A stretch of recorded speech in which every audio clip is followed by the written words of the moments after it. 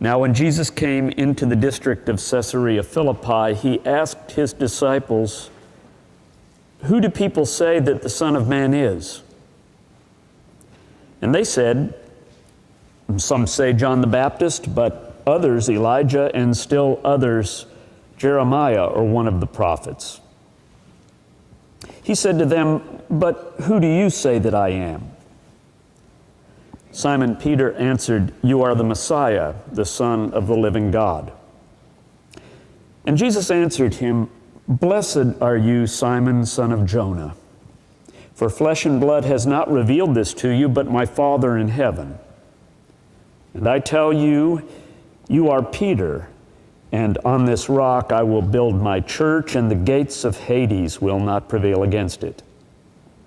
I will give you the keys of the kingdom of heaven, and whatever you bind on earth will be bound in heaven, and whatever you loose on earth will be loosed in heaven."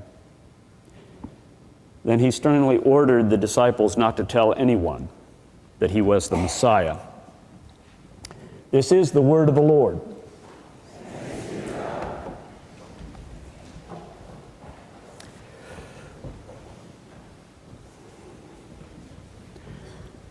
There's been an old story told very often.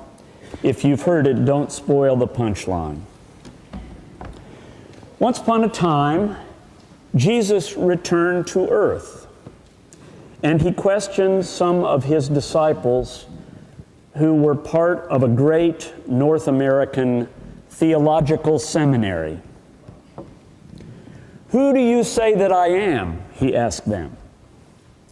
And after a moment of deep thought, the leader of the disciples answered in academic God talk, "You are the demonstration of authentic existence, the eschatological crisis of the world. You are the eternal now, the ground of being itself."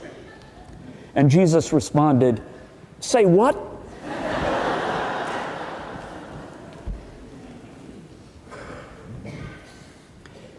You know, this whole passage tends to be dominated by Peter and Jesus and the discourse between the two. Peter's confession is dramatic, certainly, but you know, it's a little bit like Jesus is asking in that first question, "Who do people say that I am?" He's asking for a poll, or how much of a finger do you have on the pulse of the people of this land? Can you tell me what they're saying? And everyone can go, "Well, yeah, I mean, I've heard people say this and this and this." You know, it's the kind of question you might kick back at Starbucks and shoot the breeze with some of your good friends about a minor celebrity or some terrific athlete. But this other question, the question that Jesus puts directly, is a bit more personal, even dangerously personal. And Peter responds in a wonderful way. He's kind of the stand-in for all the other disciples, and so he gives what is a really pretty nice response. And I can just see those other disciples, you know, kind of nodding and saying, "Yeah, yep, me too, uh-huh. Because that's what Peter's role is. It's to kind of be the mouthpiece for these guys. And then comes that interesting pun on Peter's name, right? Everyone knows that. "For you are Peter," that's Petros, "you are Peter." And obviously that nickname preceded his engagement with Jesus. It had been with him a long time. Preceded it. "And on this rock, Petra, I will build my church." Oh yes, aren't we glad? I mean that seriously. I mean, here is a deeply flawed human being, and Jesus is saying, "On this rock, Petra, I will build my church." I'm greatly relieved. I hope you are as well. Because every single one of us is a flawed individual. And every single one of us have answered that question in very different ways. Some see Jesus as the greatest of all the teachers. Some see Jesus as the best example of humanity that we have. Some see the Messiah as the one who ended up being crucified and risen by the power of God, and some claim that he is the one whose coming to earth was God's revelation without parallel. And some of us believe all of that, and a few of us believe none of that. That's part of who we are, but I'm not going to explore that. It's the other part of the passage that has me intrigued. I've preached on this passage more times than I can count, but what I've never gotten into was the part that comes after Peter. I will give you the keys of the kingdom of heaven, and whatever you bind on earth will be bound in heaven, and whatever you loose on earth will be loosed in heaven. Whoa. Well, you know, Roman Catholics have a slightly different view of this part of the passage than this Protestant pastor. Peter's personal insight into who Jesus is looked upon very differently. The keys to the kingdom. I mean, how many cartoons have you seen where Peter is the one who's sitting at the pearly gates, allowing admittance or denying it? I think that's all wrong. The keys to the kingdom of heaven simply mean to proclaim the kingdom of heaven. You are the point person in proclaiming the kingdom of heaven. Whatever you bind on earth will be bound in heaven, and whatever you loose on earth will be loosed in heaven. In classical Greek, those words were used very specifically about slaves. Slaves that are either bound or they're loosed. Originally, it was used that way.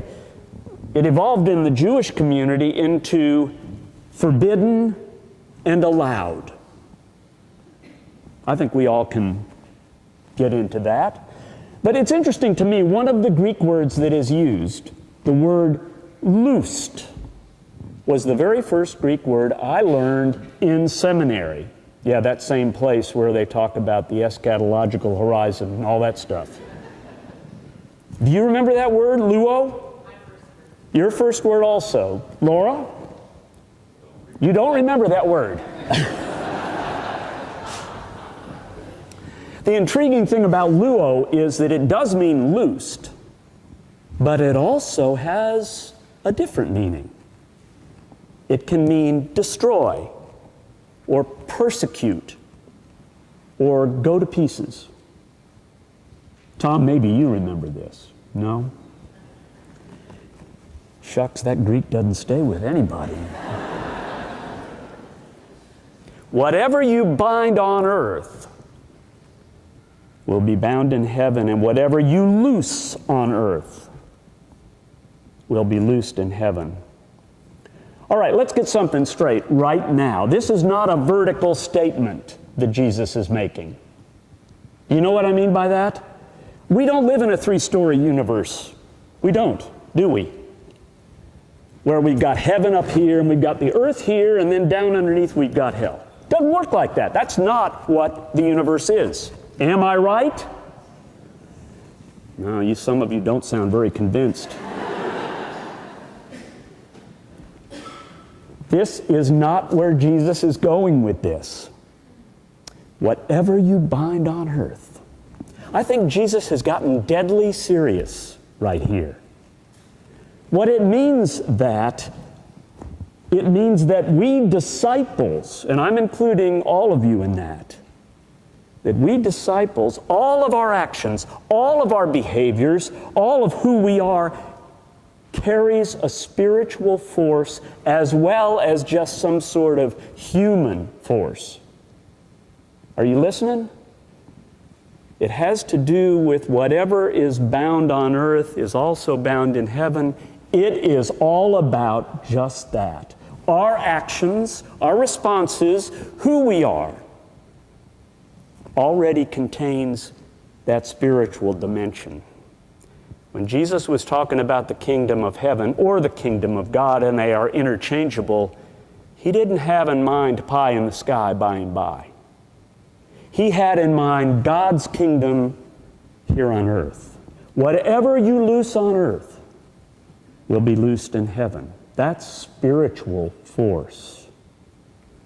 And I think all of us know, or at least I hope we do, that spiritual force can mean for evil as well as for good. Aziz Ansari is an Indian-American actor who's probably best known for Parks and Recreation, that TV series. But he's also one heck of a good stand-up comic. Back in late January, he hosted Saturday Night Live, and he did the monologue there, and it was the Saturday after the president's inauguration. And a portion of what he had to say was alarmingly profound. And I quote, "So look, we're divided. It's okay. We've always been divided by some of these big political issues. It's fine, as long as we treat each other with respect and remember that ultimately we are all Americans, we'll be fine. But the problem is this. The problem is there's a new group. I'm talking about this tiny slice of people that have gotten way too fired up about the Trump thing for the wrong reasons. I'm talking about these people that, as soon as Trump won, they're like, we don't have to pretend like we're not racist anymore. We don't have to pretend anymore. We can be racist again. Woo!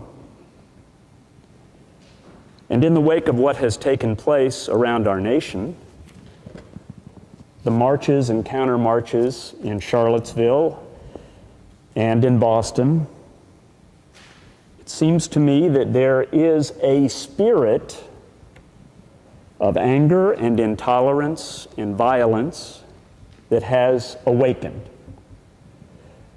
Awakened in a different way than before. And it seems to me that's the very reverse of what Jesus wanted out of his disciples. One of our number here at the church said, you know, I'm not a marcher. I'm not going to go out and countermarch in Charlottesville. I'm not going to go to Boston and raise placards and go about that business. But what I am going to do is that if someone makes a racist joke, I'm going to call them out.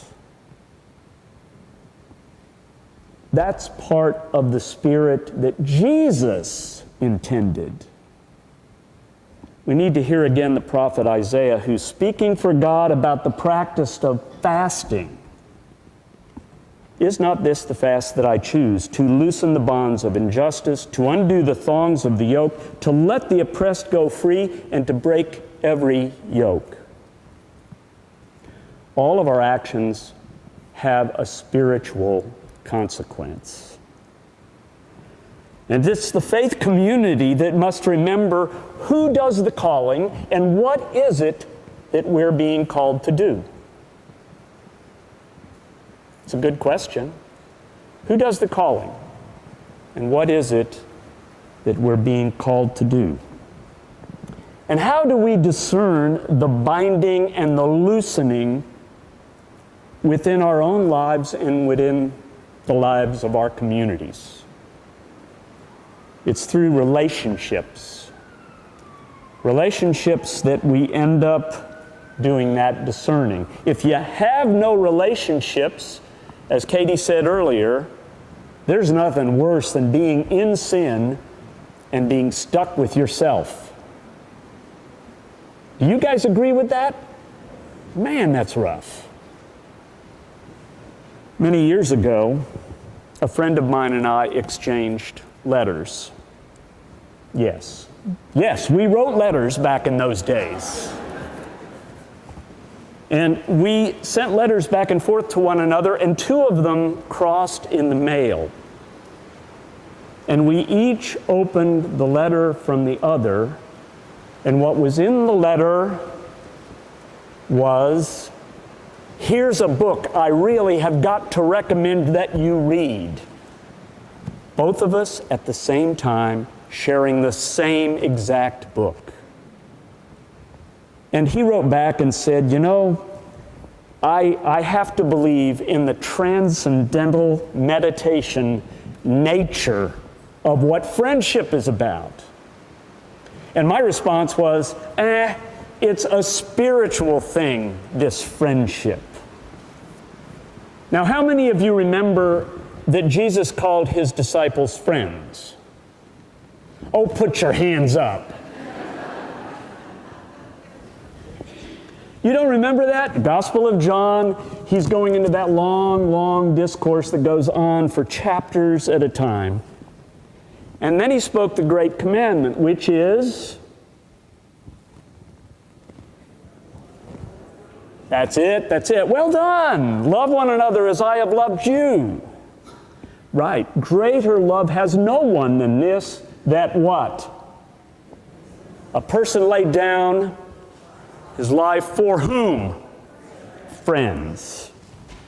And then he goes on, I do not call you servants anymore, because a servant doesn't know what his master is doing. But I have called you friends. There are many dimensions to this thing called friendship, but there is a holiness about it that binds us all, I think. I belong to a clergy cohort group, most of whom were pastors here in Grace Presbyterian. Not all of them are still here. The name of the group is When Pigs Fly, and some of them will be at lunch today, even if they can't be at worship. It's wonderful having friends who have been through that with you, having holy fellowship. There are those from our presbytery who are here today, not just executives and colleagues, but friends. There are those from the Landmark Club, where I play racquetball, who are not just good athletes, but they're friends. There are friends from the Houston area who made the choice between riding out Harvey or coming up here.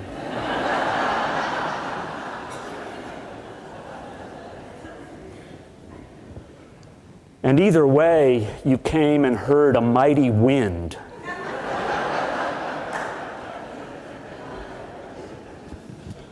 And I love you guys for it. And then the sweepstakes go to Rick and Nancy Haynes, who came the greatest distance from Windsor, Colorado.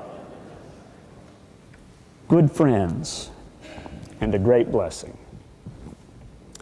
And of course, the members of this congregation who have not been just parishioners, but have been friends.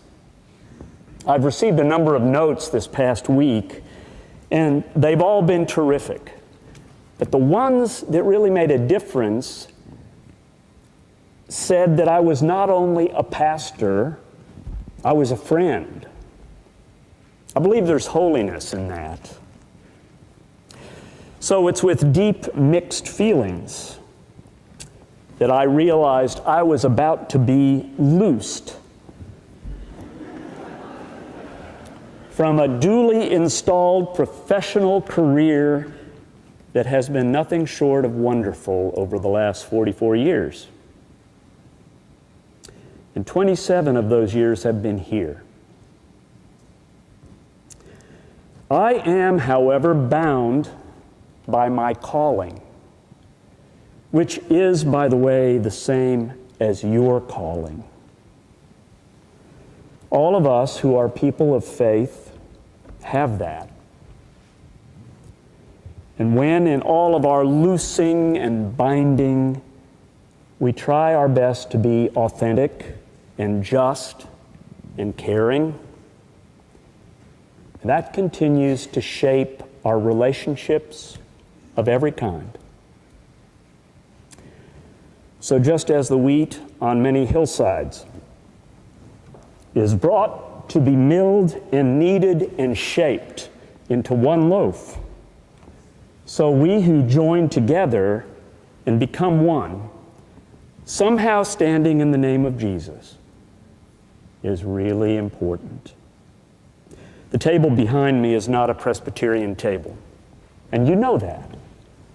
It is the Lord's table, and it is He who does the inviting, and He chooses welcome, and we all choose welcome as well. Amen.